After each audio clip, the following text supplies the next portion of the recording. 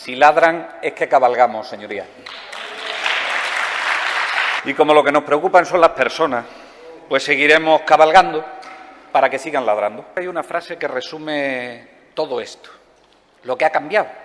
Lo que ha cambiado lo resume una frase que es: ahora es noticia que se retrase la renta básica por excepcional, y antes lo que era noticia es que se pagase la renta básica por excepcional.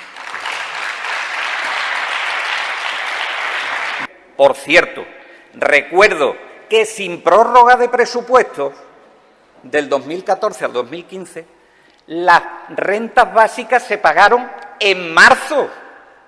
Enero y febrero se pagó en marzo, entre 2014 y 2015. Ole, agilidad en el trámite de incorporación de los presupuestos. Que en los 7 meses hemos incorporado perceptores por valor de 30 y tantos millones, que se suman a los anteriores. Se están pagando 10.660.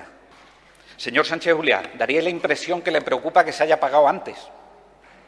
O sea, dije 7 o 10 días y que se paguen 5 le preocupa. No sé, me ha parecido entendérselo. Con respecto a la convocatoria de la renta básica, dejaron un agujero de 5,4 millones de euros y ninguna convocatoria prevista en presupuestos. Ninguna. Hubo que pintar otros 3 millones de euros más.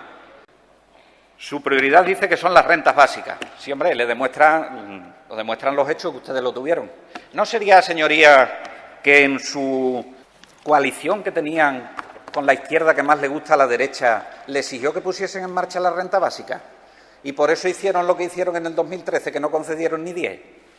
Porque es que es poderosamente llamativo lo que ustedes hicieron con la renta básica, ¿eh? Creo que lo más oportuno es que ustedes, y le insisto una vez más, por higiene, se dediquen a vivir el duelo por haber perdido las elecciones y se dediquen a pedir perdón, a pedirle perdón a los ciudadanos por lo que hicieron en estos últimos 4 años. Muchas gracias.